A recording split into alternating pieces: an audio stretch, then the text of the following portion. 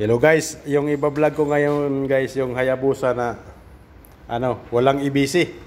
Hindi siya marunong bumasa, may fault wiring. Yan Yan, testing natin dito. Switch.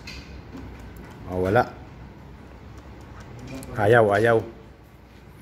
Pero check na namin yung wire nito, yung yung kulay nito ay orange red at saka orange blue.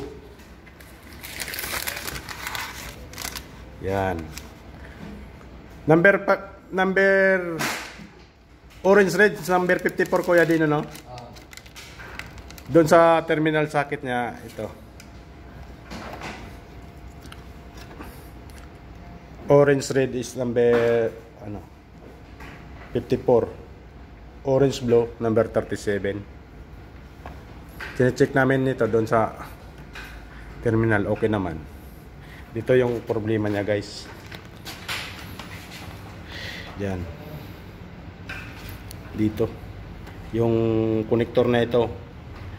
Hindi lahat na kukuha sa computer, 'di ba? Sa diagnostic.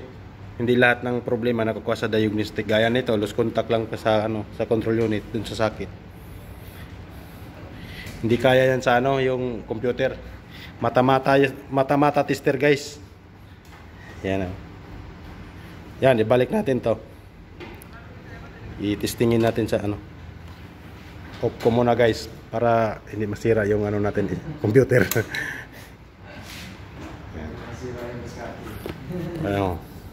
Masira ang kinabuhi guys. Ito yung wiring niya guys, yung orange red na pin number 54 at saka orange blue number 37. Ito kasi yung sa switch na nakakonect dun sa sa computer. Yan, sagot ito. Yan guys. Nasilik na Yan guys, nasilik na A, B, C. Ang terminal yan dito, sa computer. Orange red 54, orange blue 37. Ito yung dalawang terminal, yung baybayan nyo guys.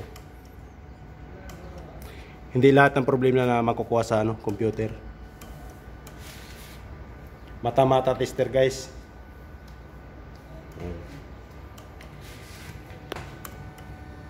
Okay na kaya din. Thank you so much. Thank you for watching. Subscribe na lang, subscribe.